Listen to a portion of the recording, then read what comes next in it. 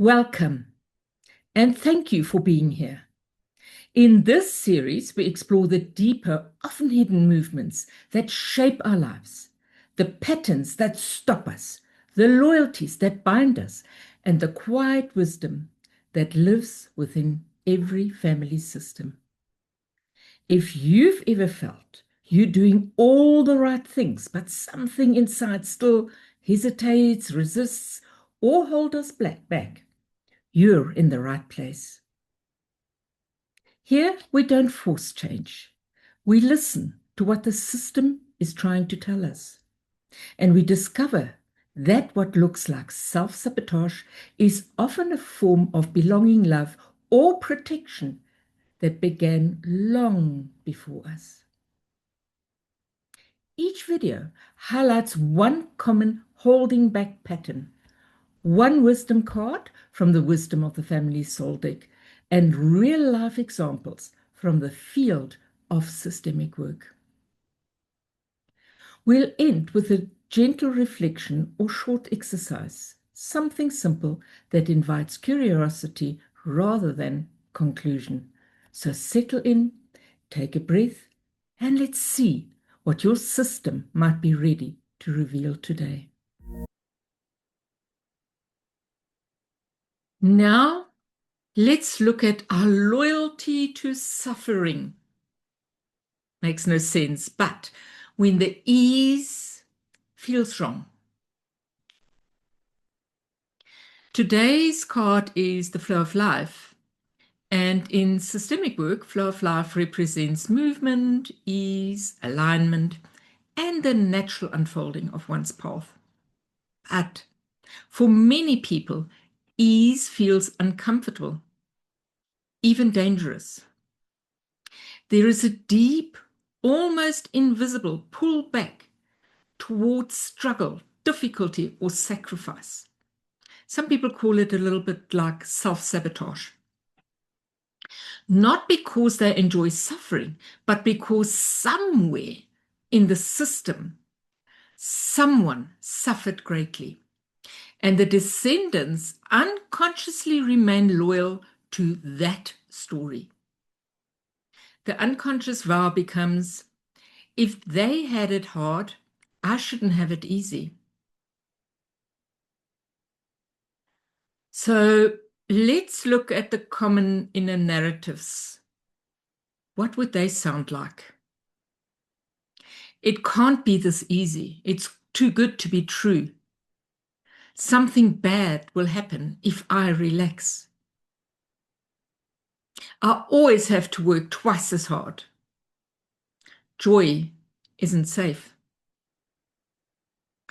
Externally, this shows up as sabotaging good opportunities, overcomplicating simple tasks, or creating unnecessary struggle. But internally, it's not resistance, it's loyalty. So let's look at the systemic root of this holding back and where this comes from. First, that comes to my mind is ancestral hardship. War, displacement, famine, loss, survival stories. Descendants may carry a hidden commitment to continue the struggle as a way of staying connected. A parent who lived with chronic suffering is another one. A sick, depressed, angry, or exhausted parent often creates the blueprint. Life is hard. Children then align with that worldview, not consciously, but through love. And then there's the moral codes around sacrifice. Many families and cultures value effort, endurance, and self-sacrifice. Ease is equated with laziness, arrogance, or selfishness. And this creates a systemic rule. Good people suffer. Good people endure.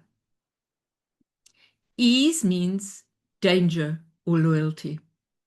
So the underlying movement is belonging through struggle. So let me chat to you about some real life examples to bring this into a lived experience, as I have seen them in my constellation work. The survivor's grandchild. So a woman whose grandparents survived war feels guilty whenever life gets too good. She unconsciously repeats hardship, unstable relationships, financial strain, to stay connected to their story, the grandparent's story. Her suffering is a form of love. Then there is the hard-working father. A man grew up watching his father work himself to exhaustion. Now, every time things get easy, he finds ways to increase pressure. His nervous system equates rest with being unworthy. And then we have already mentioned the cultural pattern. A client from a work-first family feels ashamed when relaxing. Pleasure feels foreign, and ease feels suspicious. Her system equates joy with danger.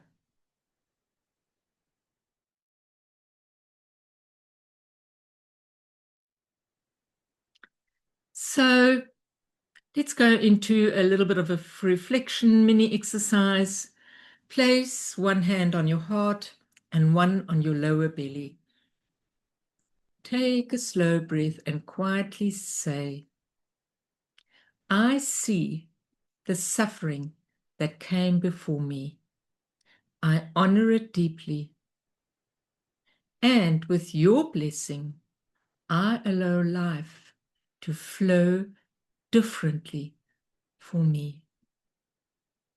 I just want you to rework that last sentence. And with your blessing, I allow life to flow differently for me. Even if you don't feel ready, just let the words exist around you. No forcing. Just allow. If something softened or stirred inside of you, you're welcome to join our wisdom circles or explore the wisdom of the family soul card deck. A small systemic shift often begins a new lineage of ease. And with that, I'm also going to ask you, please subscribe, click the like, and so that you stay connected to the rest of the videos that are going to come in this series. I look forward to seeing you then.